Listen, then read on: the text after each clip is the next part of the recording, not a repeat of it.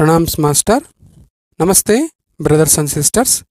మనము బుక్ రీడింగ్ని ప్రారంభించే ముందు సెంటరింగ్ చేసుకుందాం. అందరం కూడా హాయిగా సౌకర్యవంతంగా కూర్చుందాం. నెమ్మదిగా సున్నితంగా కళ్ళను మూసుకుందాం. నా ప్రస్తుత పరిస్థితిని గమనిస్తూ ఉదయపు ధ్యాన స్థితిలో నాలో ఉన్న మాస్టర్ గారితో అనుసంధానమవుతూ ఇక్కడ ఉన్న మనందరి హృదయాలు ఒకే హృదయంగా, ఇక్కడ మనం ఏమైతే నేర్చుకుంటున్నామో వింటున్నామో వాటిని సరిగ్గా అర్థం చేసుకోవడానికి, వాటిని మన హృదయాలలో నింపుకోవడానికి, వాటిని జీవితంలో పాటించడానికి మాస్టర్ గారు మనలను ఏ విధంగా తయారు చేయాలని అనుకుంటున్నారో ఆ విధంగా మనం తయారు కావడానికి, మాస్టర్ గారు చేపట్టే ప్రతి కార్యక్రమము కూడా మాస్టర్ గారు ఆశించిన ఫలితాలను ఇవ్వాలని, మాస్టర్ గారు సంపూర్ణ ఆయురారోగ్యముతో ఆనందంగా ఉన్నారని, ఉండాలని మాస్టర్ గారిని ప్రార్థిస్తూ మాస్టర్ యొక్క దివ్య హృదయంతో అనుసంధానమవుదాం. Thank you master.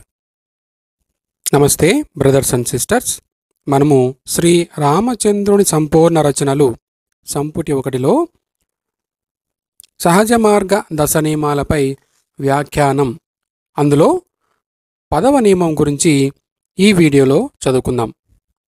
10వ నియమము: నిద్రకు ఉపక్రమించే ముందు దైవ సాన్నిధ్యాన్ని అనుభూతి చెందుతూ అనుకోకుండా ఏమైనా పొరపాట్లు చేసి ఉంటే వాటికి పశ్చాత్తాపం చెందుము. వినమ్ర భావంతో క్షమాపణ వేడుకొని ప్రార్థనాపూర్వకంగా మరలా అటువంటి తప్పిదాలు చేయబోనని తీర్మానించుకొనుము.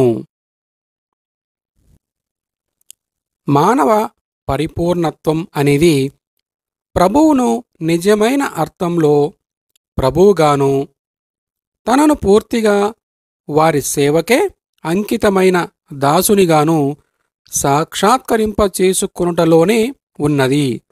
అలా చేయడం ద్వారా శూన్యీకరణ స్థితిని తనలో సృష్టించుకుంటాడు.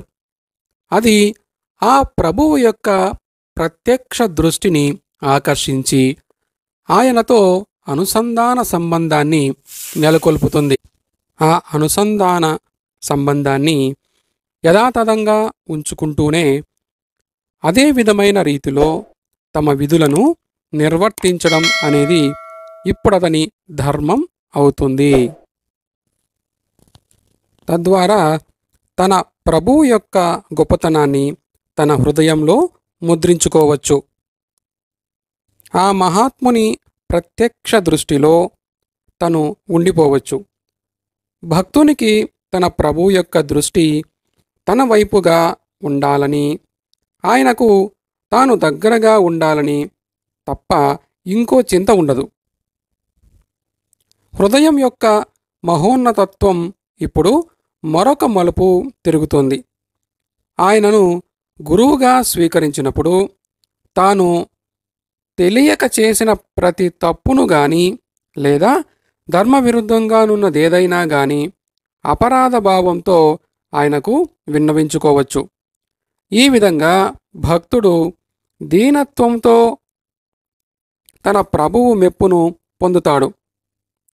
భక్తుని హృదయంలో వినమ్ర భావం ఉన్నందువలన భక్తుడు చేసిన తప్పు నిజంగా క్షమించదగినదేనని, అందుకై దానిని తన గురువుకు విన్నవించుకున్నాడని ఆ గురువు కూడా అనుకోనారంభిస్తాడు.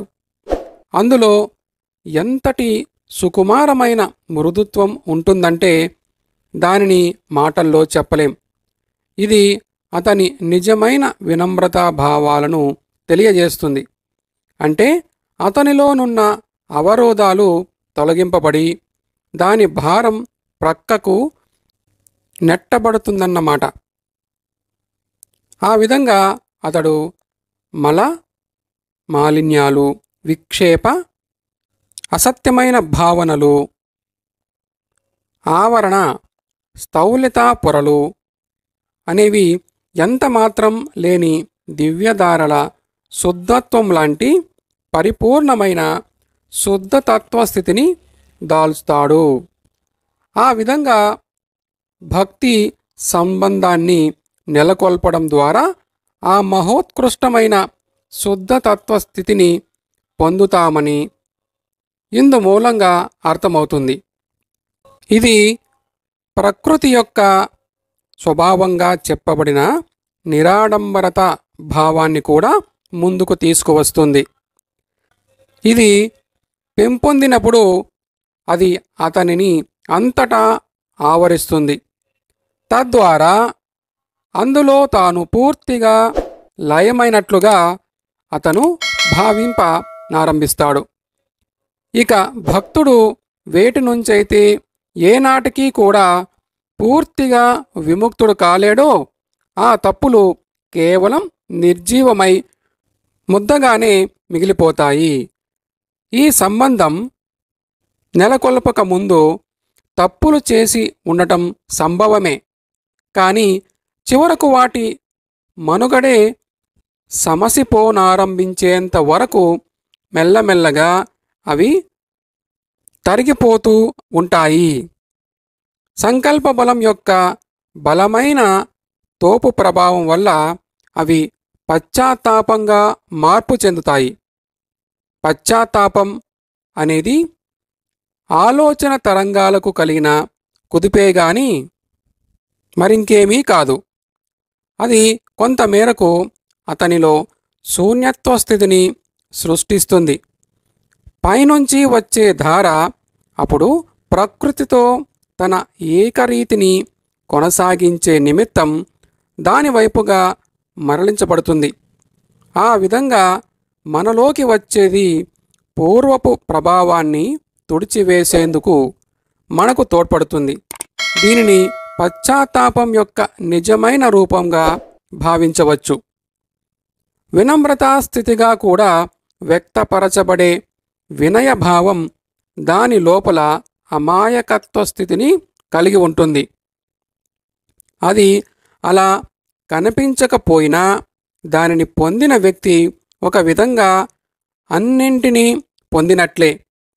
అలాంటప్పుడు పొరపాటు అనేది ఇక ఎంత మాత్రమూ పొరపాటుగా మిగిలి ఉండదు.